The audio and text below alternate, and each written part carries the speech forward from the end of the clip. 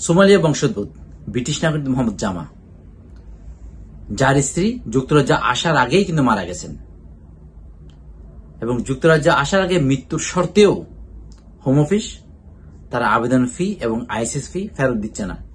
সেজন্য জামা হোম অফিসের তীব্র সমালোচনা করেছেন।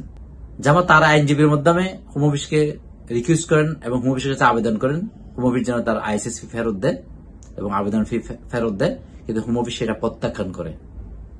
জামা গার্ডিয়ানকে জানাই যে তার স্ত্রী উবাহা আব্দি মোহাম্মদ যুক্তরাজ্যে বসবাসের জন্য তারা আবেদন করেন এবং সে বাবদ সেটা স্পাউস ভিসা, সে বাবদ সেই আবেদন ফি ভিসা ফি আবেদন হিসাবে 1938 পাউন্ড সে জমা দেয় এবং আপনারা জানেন ইমিগ্রেশন হেলথ সার্চ যেটা আইএসএস ফি বলা হয়, সেটা ফির জন্য সেই 3105 পাউন্ড প্রদান করেন হোম অফিসকে। এবং আপনারা জানেন সে কিন্তু যেহেতু যুক্তরাজ্যে আসার আগে মারা গেছে, সে কিন্তু এনএসএস এর কোনো সুবিধা বুক করতে পারেনি। তার স্বামী যে জামার কোশ্চেন কিন্তু এখানেই, সে বলছে আমার স্ত্রী তো এই দেশে আসতে পারে নাই, যুক্তরাজ্যে আসতে পারেনি, সে এনএসএস কোনো সুবিধা কোনো বুক করে নাই, তাহলে সেই তার আইএসএস ফি কেন ফেরত দেবে না হোম অফিস? এটাই তার কোশ্চেন। এবং জামা বিস্তারিত গার্ডিয়ানকে বলেন, সেখানে বলেন 2024 সালের মার্চে উবাহার ক্যান্সার ধরা পড়ে। যখন তার স্ত্রী উবাহার যখন ক্যান্সার ধরা পড়ে তখন তাকে চিকিৎসার জন্য তারা ভারতে নিয়ে যায়। এখানে উবাহা কিন্তু আবার কেনিয়ান নাগরিক, সেটা আপনাদেরকে বলে রাখি। তাকে যখন ভারতে নিয়ে যাওয়া হয় সেখানে কিন্তু তার চিকিৎসার অগ্রগতি দেখে আপনার জামার পরিবার খুশি হয়, জামাও খুব খুশি হয়। কিন্তু এর আগে কিন্তু জামার জন্য কি করা হয়েছিল আপনারা জানেন, ভিসার আবেদন করা হয়েছিল জামাকে যুক্তরাজ্যে নিয়ে আসার জন্য। যখন একটু তার সুস্থতা হতে থাকে, তার চিকিৎসার যে উন্নতি হতে হয়, তখনই কিন্তু 9 জুন একটা খুশির খবর আসে। সেটা হচ্ছে যে যুক্তরাজ্যে যে স্পাউস ভিসার জন্য আবেদন করেছিল সেটা তারা অ্যাকসেপ্ট করেছে, রিসিভ করেছে এবং তার ভিসাটা সাকসেসফুল হয়েছে।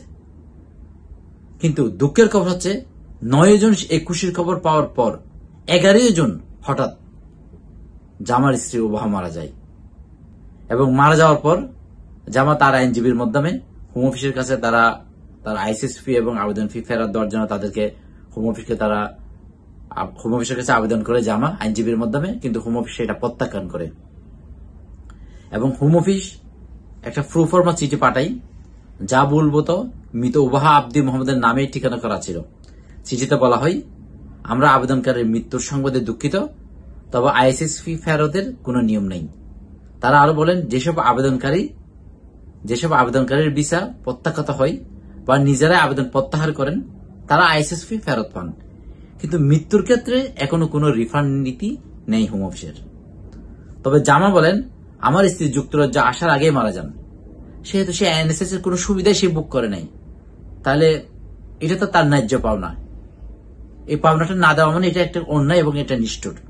তিনি আরো বলেন আমি এই বিষয়ে মুখ খুলেছি যেন ভবিষ্যতে কেউ এই অবস্থার মধ্যে পড়লে তারা অন্তত ন্যায্য পাওনাটা ফিরে পায়। যেমন আইনজীবী ম্যাডাম স্প্রে এই পরিস্থিতিকে একটি অমানবিক এবং বিবেচনাহীন বলেছেন। তিনি বলেন এটি কল্পনাতীত, শোকাহত একজন পিতা ও স্বামীকে এক পাউন্ড ফেরত না দেওয়াটা খুব অন্যায়। তিনি বলেন হোম অফিসের উচিত মানবতা দেখানো।